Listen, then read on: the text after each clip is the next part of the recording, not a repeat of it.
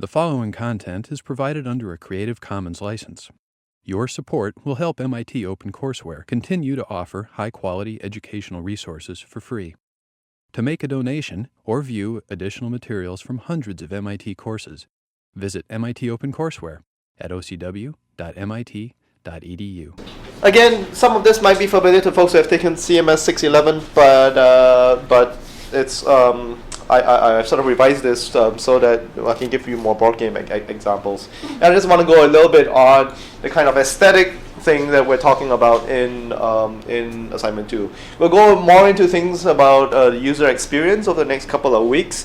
But so far, we've been talking about this kind of aesthetic. It came up in the MDA paper, where we've been talking about mechanics, we've been talking about strategies that come out from the dynamics of a game coming up, the way how your rules play out, to be able to give you a sense that some games are about subterfuge and some games are about pressing your luck. There are some games about just dealing with random things that happen to you, and some games about sort of dethroning the king, right?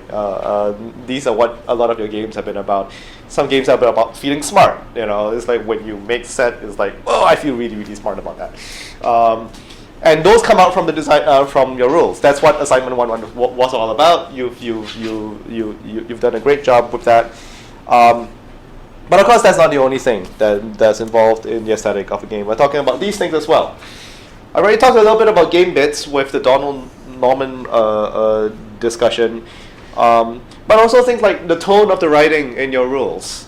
In this in assignment 1, it was fairly straightforward, but you could imagine writing everything in ye old English, or I think Space Alert has it's a game where the rules are written as if it was a cadet manual. Only a cadet manual that's setting you up for a mission that is doomed to failure. Space Alert is actually a really good example of sound as well, and I'll play some tracks from it. There's a game that has an accompanying CD. But what other games have really distinctive sounds, like board games, card games, casino games? Like what are the sort of things that you remember? Operation, yeah. Sorry. Sorry? Because you say sorry? I think the little thing. Oh, the little. Yeah. No, that's trouble. Yahtzee? No, the sorry Carver bench, where you also press. What's the difference between sorry and Well, Sorry in It's a trouble. card game. Triples you the. probably read it. Otherwise, it's the exact same game. Where you put it Yeah. off the middle. Yahtzee? Taboo. Taboo has a buzzer. Buzzer, yeah. But also a lot of it's dialogue game, so there's also the accompanying sound around, that's coming out of everybody's mouths. Gestures? Gestures? Gestures. Oh, I haven't played that one. It's like it's like charades, only that you have a timer, Mm, and like mm, the mm. timer has like a really loud tick to it. So Oh, so it ticks down so you can hear it running out of time. Jeopardy. Jeopardy?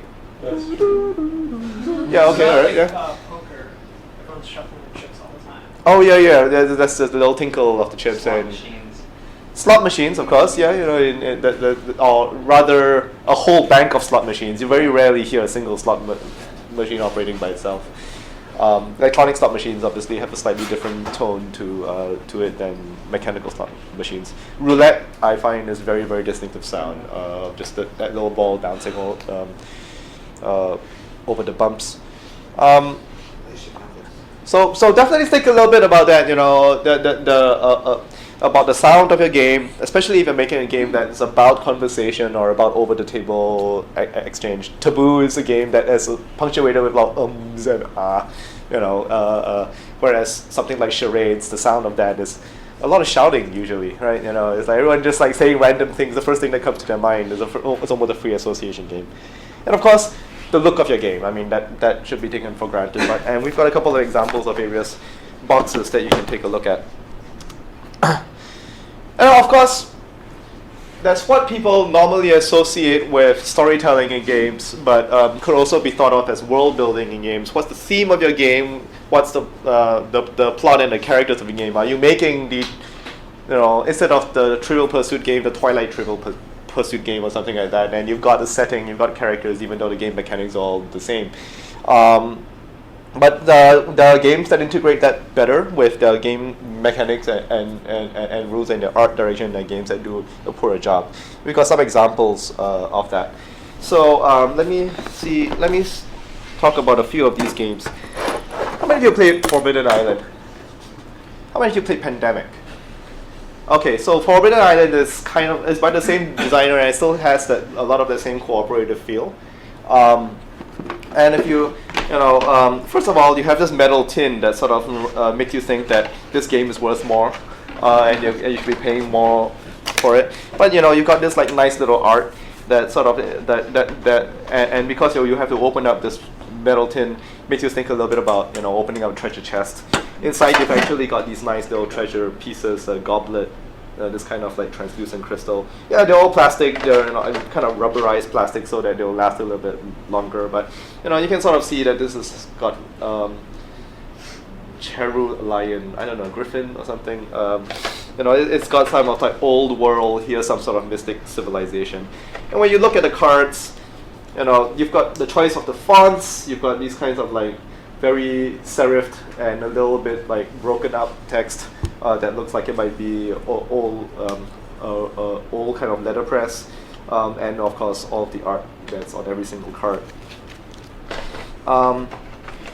The game mechanics of this game are about various parts of an island turning into water, and they don't actually have different illustrations when they get flooded. They just have the same picture, only it's bluish. So it's just it's cheap to print this, right? Because it's monochromatic. I guess it's not really monochromatic because they have a color token at the bottom. But it sort of gives you the idea that when you play this game, everything kind of looks nice and colorful, and then as the game goes on, things start turning bluer and bluer. So this gives you the sense that there's more and more water surrounding this island as it keeps flooding. And all these pieces, which represents each one is a different player's token, doesn't necessarily need to be shaped human, but it kind of like makes you think that there is a human head and there's a piece. It's all of this adds cost to the production of this. Of course, the metal tin also add a cost to the production of a game like this, but it goes a long way to making you feel like I'm not just moving pieces on a board, as I'm actually exploring an island and robbing it of its treasures, but it's trying to get us. This is actually a counter of kind of like the flood levels, and they've got game mechanic stuff. It says novice, normal, elite, and legendary, so it sort of sets you up with a difficulty level when the game starts. But you have a water level that goes from bottom to top, as opposed to top to bottom. You can imagine this counter working just as well going downwards or upwards, but since it's about flooding, it goes from bottom, and then the water level rises and rises and rises. And of course on top they have a skull, right? It's like, it's not just that the game ends. It's the game ends and everyone dies. Let's just be clear about that. So it does a nice job of getting that across. It's actually a cooperative game, and does a pretty good job of sort of taking all of these ideas, the setting of the waterlogged island, the art direction of what happens to the pieces as you flip them over, and then of course the rules that determine when the water level rises and how much space you've got to navigate and how you deal with those problems. I like to describe all of the stuff that we've been talking so far as systemic aesthetics. So these are the aesthetics that the system is creating. All the things that have to do with art style, writing tone, the sound, the pieces that you're holding, more as stylistic aesthetics. And then there's the fiction. The fiction will be the story, will be the characters, will be the setting of the game. But of course, this is kind of a blurry Venn diagram because there's a lot of things that come in between. So for instance, the way how your board looks is obviously a combination of the mechanics that specify the information that you need to be able to put on the board, but also the style of how you display that information and how that sort of reinforces the setting that you want your players to be in. The kind of feedback that you give people, like the taboo buzz, for instance, the sound of that buzz is in here, but obviously the rules are set up so that it's the moment you hear that buzz, it's kind of like as jarring and nerve-wracking as possible, right? Because they're trying to concentrate on not saying the wrong thing, and then the moment you slip up, another player will buzz it, and then you get the shock of your life. And that's all intentional.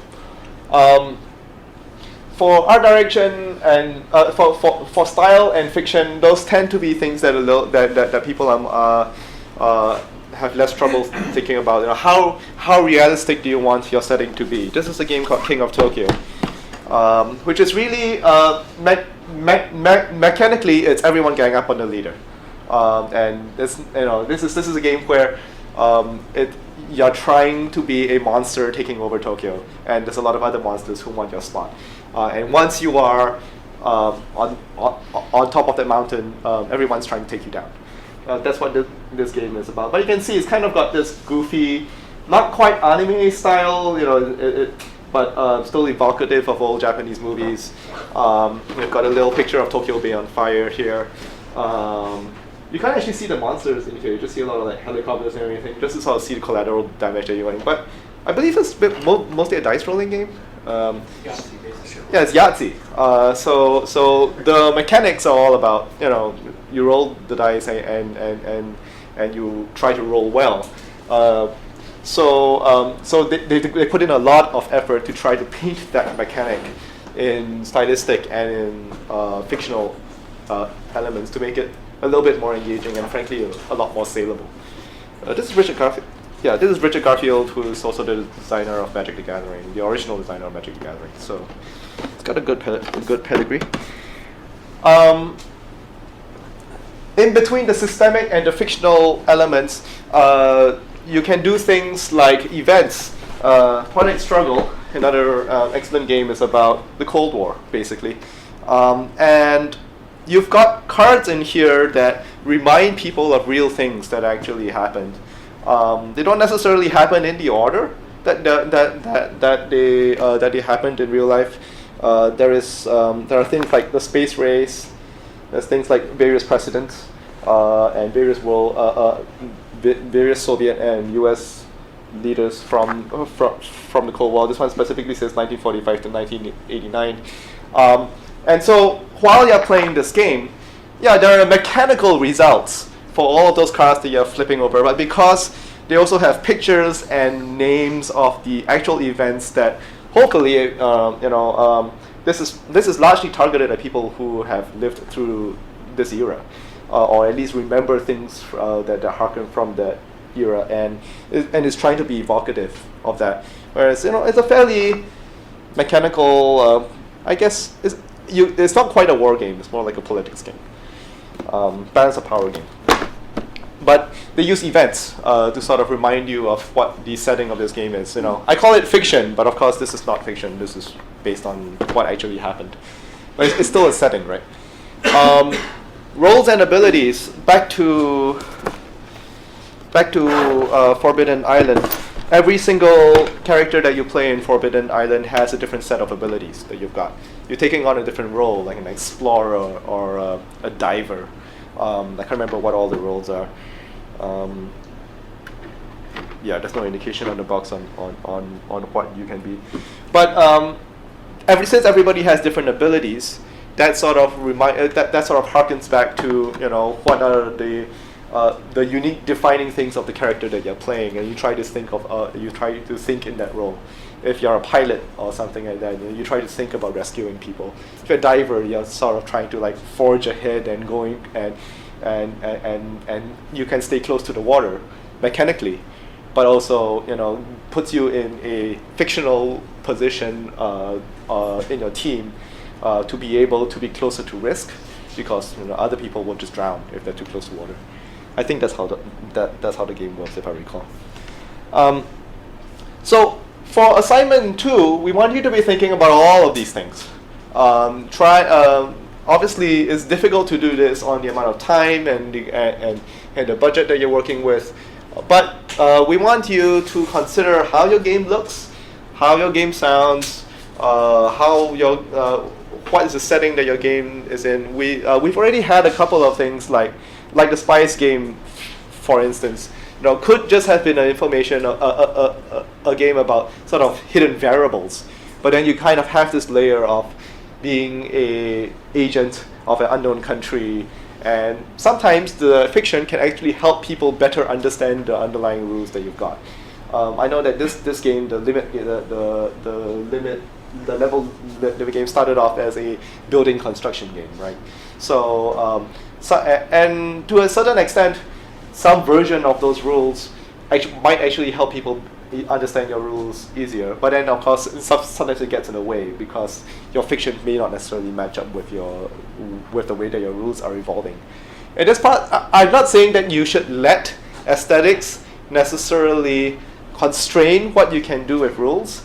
But if you're going to change your rules and you're going to have to iterate on your rules to make your game playable and do everything that you've done with Assignment 1, you want to make sure that your aesthetic is coherent with that. So that you don't have things in your storyline or your character design or your art style that are outright contradicting what your rules are trying to tell you. Like, this is a game about friendly cooperation, and then and you're saying all of you are on this island together and trying to save yourselves, but really the way how your rules work out is every man for themselves. That would be a contradiction. Here, this is an interesting game. Who's played Ticket to Ride? Okay. Box design and title can play a very, very large part in setting that expectation. So it wasn't something I stressed so much in the first assignment, what you titled your game.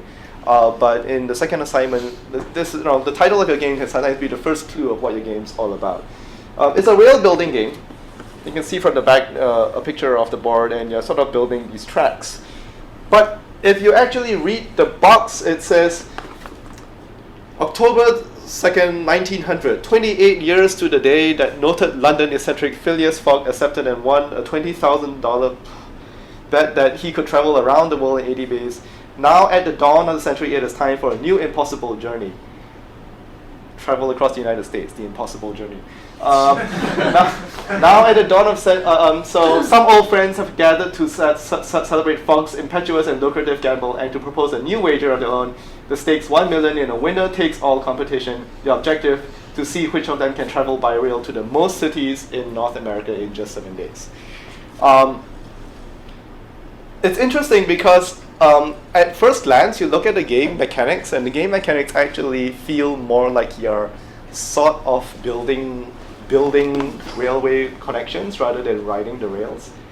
But if you look a little bit closer at the strategies of this game, what this game really comes down to is blocking other people from completing their routes around America, which actually gets closer to, I think, the theme that they're suggesting, right? It's not about who can complete. It's not about, is it possible for you to complete a route around America in 7 days? No, it's who can do it fastest, which means how do I slow down everybody else? And that's actually what high-level strategy in this game turns out to be. So it's about all these tickets that you're picking up, and you're going from place to place. You're trying to complete routes, and you're trying to prevent other people from completing their routes. One of the interesting things about this game is that you've got all these people that are on the box. And of course, the assumption is that you are one of these people, and that's deliberate. The board game designers wanted to slap someone on this box that you could personally identify with, and says, "I want to be this, this person who looks like Passepartout, or this person who looks like Phineas Fogg because I like those books." But then when you actually play the game, there is no real embodiment of any of these characters. There's no piece that you place down that says I am this person, and the only sort of level of fiction that's sort of represented in the rules are the tickets and the routes that you're taking, not the people. So they've gone to this very large effort to make you think that this is to make you think that this is a game about people. I guess because they thought that games about people tend to sell better than games about trains, but the game's really about trains. So I guess we have a giant train there. Let's see. Can I talk about these other games? So Alien Frontiers, anybody know the term worker placement? Like a worker placement game where you have a limited number of resources that you're just basically applying to different sections on the board, which give you points or do things for you. So it's a great game about colonizing this world. So a lot of really good, like old style, 50s and 60s style, like science fiction art. Lots of rockets, spaceships, things like that. And your actual bits. And the reason I'm using this one is because this is a game that starts off with kind of like a plasticky Euro style, so cubes and things like that. Like they don't really represent anything. Your bits, your ships, are these dice. You buy a rocket, you roll the rocket, it gives you a number, and then using those numbers you can apply it to various different places on the board. So state saving is actually pretty good because you can put the piece down, it stays there. If it gets moved around, it doesn't really matter if it changes number, because you use the number just when you're placing down the piece. The number is no longer relevant anymore. One thing we see in a lot of student games, people using dice as counters. A little bit easier with die 6 because it's squared, but once you start using like the d20s as a counter, they've got really small facets and they're going to roll and you're going to lose your place. Also, the amount of time it takes to go from one number to the other number really increases the time it takes to play the game. But one thing they've done, it started off with these little chips. Now they've added more plastic bits, special powers that you can get to move around that look zany, little alien pieces of technology, and colonies that you can place that kind of look like colonies now. I don't have it here, it's not released yet, but it's on order. They actually made the rocket dice, so dice in the shape of rockets. So imagine this as an oblong shape that's kind of curved with cut faces on it. One thing I'm curious is how is that going to roll? How is it going to, like, they've made it so that it feels more representational, like it feels more like part of the theme, but it might actually take away from the actual feel of rolling dice. So I'll be interested in seeing how that plays out when I play that when it comes out.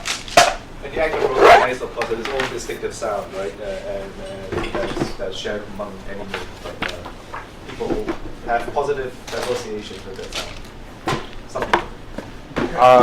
And then the other one was a game about trucking. Heartland. The Great Heartland Hauling Company. So on the box you see semi-truck carrying little squares. On the back you see semi-trucks and squares, but the squares are on a map. But the squares don't really fit on the trucks. So actually I brought this out thinking that's a great way of saying it's not kind of like the other one. They're showing something on the box that doesn't actually exist in the game, but I found out when I actually took it out and opened it.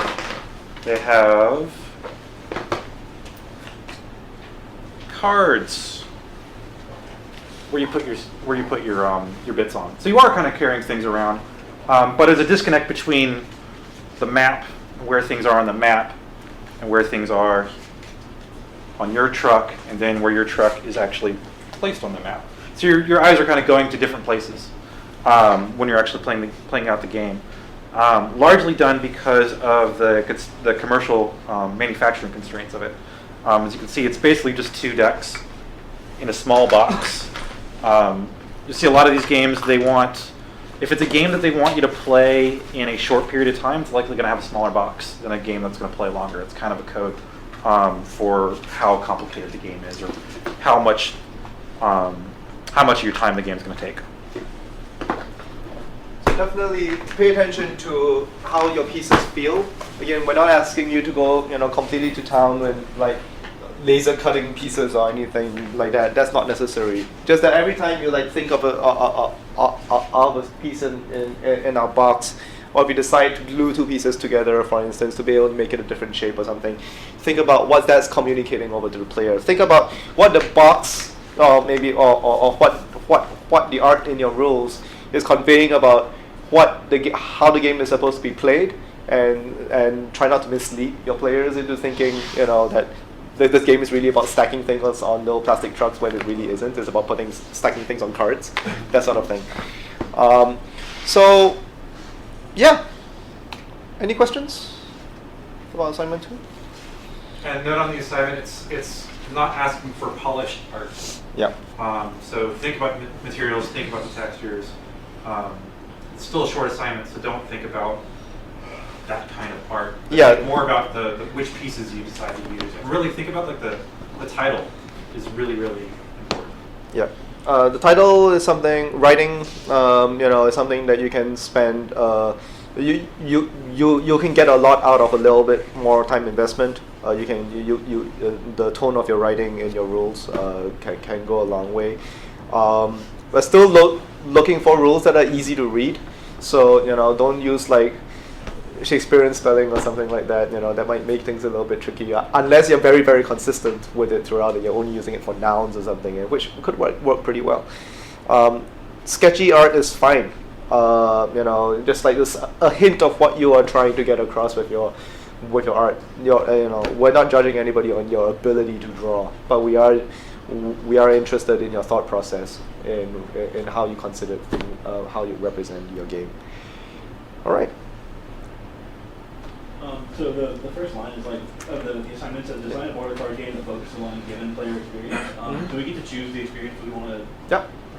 That and that comes down back to the overall aesthetic, right? All of these things are working together to sort of generate a player experience. And we'll be going through some examples of other games that generate the user experience of panic, experience of close shave cooperation, right? Again, remember mechanics, dynamics, aesthetics. The aesthetic thing is the player that actually experiences, and that's true for all for any definition of aesthetic. The question is, what are all the things that you can do to hopefully generate that? Now, of course, you only know whether you're hitting that with playtesting. Is it supposed to be a quick game like the first one? Do we have time limit in the? I think I just copied it over, so yeah. 20 minutes. 20 minutes, yeah. Okay. So aim for that. I think it's a little longer than the last one. Yeah. But yeah. So yeah, and the reason for that is largely we want to be able to grade these things and get your grades back to you. So if you made a 2-hour long game and everybody makes a 2-hour long game, we're never going to finish grading this thing. So short games help, and short games are easy to test. And for the first question, on Monday we'll be talking about how to choose an experience, one method for choosing experiences. We'll do that right before we get into brainstorming and team forming. Cool. All right. I guess we're ending a little early today, then. Yeah. All right. Thanks, everyone. Don't forget to sign in if you haven't already. Just about everybody did. Yep. Thank you. Oh, yeah. Please hand in your work.